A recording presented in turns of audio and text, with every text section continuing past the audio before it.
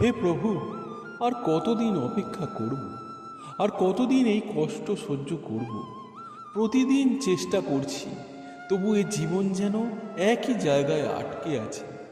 যাদের জন্য এত কিছু করলাম, আজ তারাই আমার খোঁজ রাখে না। প্রভু, আমার এই প্রার্থনা কি তোমার কাছে পৌঁছবে না? আমার জীবনের এই অন্ধকার কি কোনোদিনই শেষ হবে না? বন্ধুরা, যদি এই প্রশ্নগুলোই তোমার মনে এসে থাকে, তাহলে আজকের এই ভিডিওটি তোমার জন্য। গীতা কখনোই মানুষের যন্ত্রণাকে অস্বীকার করে না। কষ্ট হবে, বিশ্বাস ভাঙবে, চোখে জল আসবে, কিন্তু গীতা শেখায় কষ্টের মধ্যেও কিভাবে নিজেকে হারিয়ে না ফেলে বিজয় লাভ করা যায়। আজ আমরা ভগবদ্গীতার এমন কিছু অমূল্য শিক্ষা জানব, যা তোমার দুঃখের সময় সাহস দেবে, বিভ্রান্তির সময় পথ দেখাবে এবং অশান্ত মনের মধ্যে শান্তির আলো জ্বালিয়ে দেবে। তাই ভিডিওটি শেষ পর্যন্ত অবশ্যই দেখো, কারণ আমার দৃঢ় বিশ্বাস আজকের একটি শিক্ষায় তোমার জীবনের দৃষ্টিভঙ্গি সম্পূর্ণ বদলে দেবে।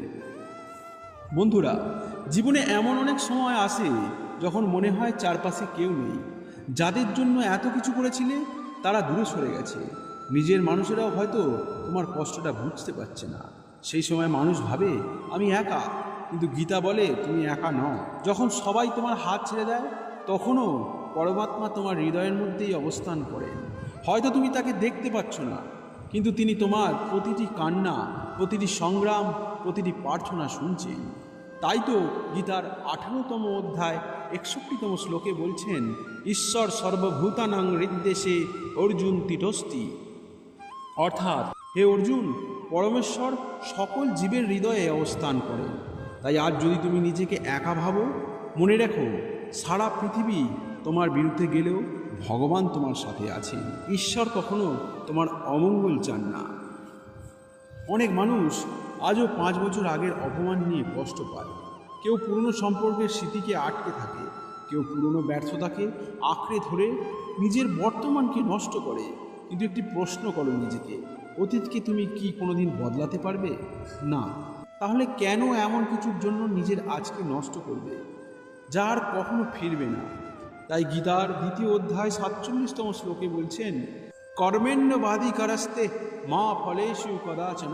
অর্থাৎ, তোমার অধিকার কেবল তোমার বর্তমান কর্মের ওপর, ফলের ওপর নয়। অতীত চলে গেছে, ভবিষ্যৎ এখনো আসেনি, তোমার হাতে আছে শুধু আজকের দিনটি। তাই আজকের দিনটি প্রাণ ভরে বাঁচো। যত বেশি আঁকড়ে ধরবে, তত বেশি কষ্ট পাবে। সম্পদ, সম্পর্ক, সম্মান, মানুষ সব কিছু যদি নিজের স্থায়ী সম্পত্তি মনে করো, তবে একদিন না একদিন তাকে কষ্ট পেতেই হবে। কারণ এই পৃথিবীতে কোনো কিছুই চিরস্থায়ী নয়। তাই গীতার 2য় অধ্যায় 28তম শ্লোকে বলছেন, অব্যক্তাদীনি ভূতানি বক্তম ধ্যানি ভারত। অর্থাৎ, সব কিছুই একসময় আসে এবং একসময় চলে যায়। এই সত্য মেনে নিতে পারলেই হৃদয় অনেক হালকা হয়ে যায়, পরিস্ফুটভাবে জীবনে বাঁচা যায়। তুমি যত ভালো কাজই করো, কিছু মানুষ সবসময় তোমাকে ভুল বুঝবেই। তোমার সাফল্যে কেউ হিংসা করবেই, তোমার উন্নতিতে কেউ বিরক্ত হবেই। কিন্তু মনে রেখো, যে গাছ ফল দেয়, পাথর সেই গাছকেই বেশি খেতে হয়। তাই গীতার 2য় অধ্যায় 38তম শ্লোকে বলা হচ্ছে, সুখ ও দুঃখে সমে কৃতা লাভালাভ জয়া জয়। অর্থাৎ, সুখ দুঃখ, লাভ ক্ষতি, জয় পরাজয় সব অবস্থায় স্থির থাকতে হবে। মানুষের প্রশংসা বা নিন্দা তোমার পথ নির্ধারণ করবে না, তোমার বিবেকই তোমার পথপ্রদর্শক। জীবনে এমন অনেক সময় আসে যখন বারবার ব্যর্থ হতে হতে মানুষ নিজের উপরই বিশ্বাস হারিয়ে ফেলে। তখন সে ভাবে, আমার দ্বারা হবে না, আমি যথেষ্ট ভালো নই, সবাই পারে, শুধু আমি পারি না। কিন্তু ভেবে দেখো, মহাভারতের যুদ্ধক্ষেত্রেও অর্জুন এক সময় ভেঙে পড়েছিলেন। তিনি নিজের শক্তি ভুলে গিয়েছিলেন। তখন শ্রীকৃষ্ণ তাকে তার প্রকৃত সামর্থ্যের কথা স্মরণ করিয়ে দিয়েছিলেন। আজ তুমি হয়তো কোনো যুদ্ধের মধ্যে দিয়ে যাচ্ছ, হয়তো অর্থের, সম্পর্কের, মানসিক অশান্তির বা জীবনের সংগ্রামে। কিন্তু মনে রেখো, তোমার ভেতরের ঈশ্বর প্রদত্ত এক অসীম শক্তি আছে। তাই গীতার 6ষ্ঠ অধ্যায় 5ম শ্লোকে বলা হচ্ছে, উদ্ধরে আত্মানাং নাত্তা নামা বসদয়া আসেত। অর্থাৎ নিজেকেই নিজের উন্নতি করতে হবে, নিজেকেই নিজের পতনের কারণ হওয়া চলবে না।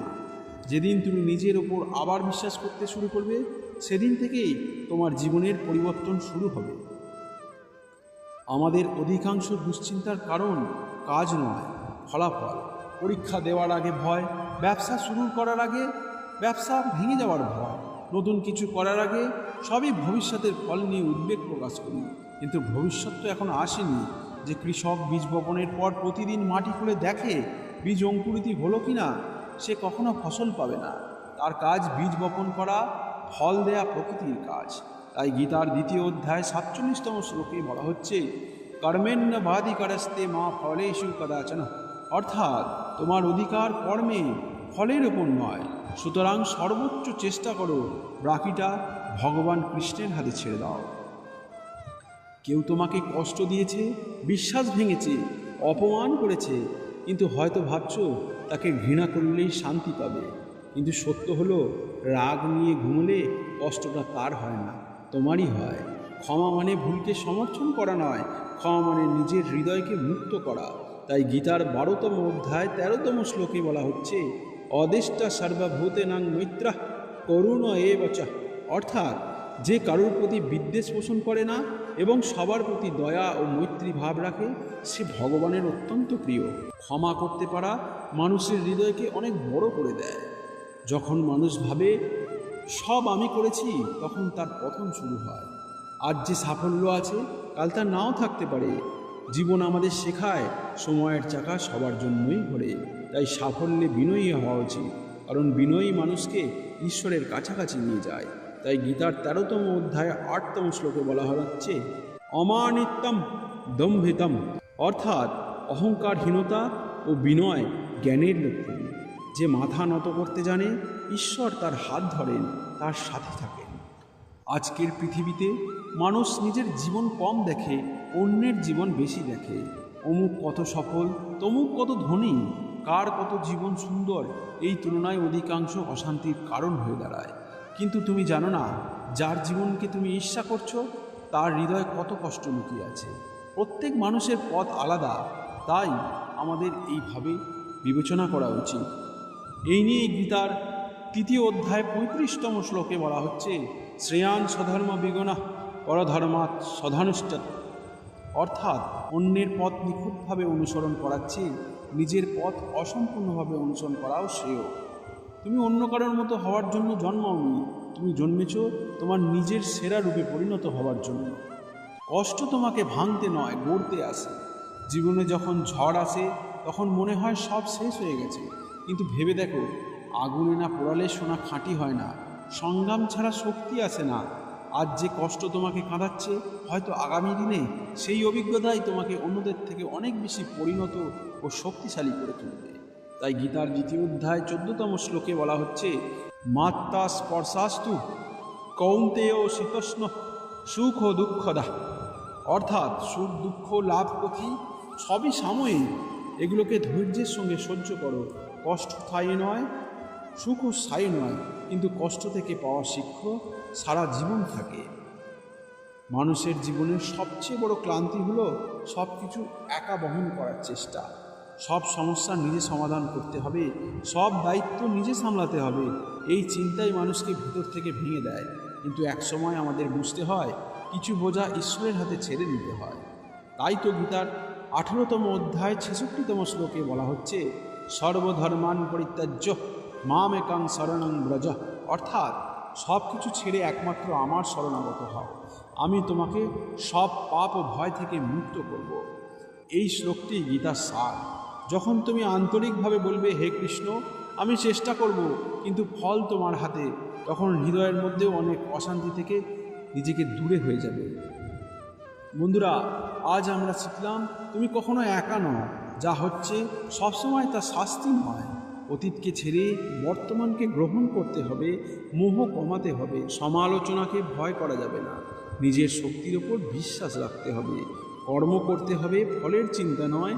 ক্ষমা করতে শিখতে হবে, অহংকার ত্যাগ করতে হবে, অন্যের সঙ্গে তুলনা করা নয়। কষ্টকে শিক্ষা হিসেবে গ্রহণ করতে হবে এবং সর্বোপরি ঈশ্বরের ওপর সম্পূর্ণ ভরসা রাখতে হবে। হয়তো আজ তোমার জীবনে অনেক দুঃখ আছে, হয়তো এমন কোনো সমস্যা আছে যার সমাধান এখনও খুঁজে পাওনি। কিন্তু মনে রেখো, রাত যতই অন্ধকার হোক, সূর্য উঠতে কখনো ভুলে যায় না। তেমনি তোমার জীবনেও এই কঠিন সময়ও একদিন কেটে যাবে। তাই আজ থেকে ভয় নয়, বিশ্বাস নিয়ে বাঁচো, হতাশা নয়, আশা নিয়ে এগিয়ে চলো। আর প্রতিটি পরিস্থিতিতে মনে রেখো, যার সারথি শ্রীকৃষ্ণ, তার জীবনের রথ কখনো পথ হারায় না। জয় শ্রীকৃষ্ণ।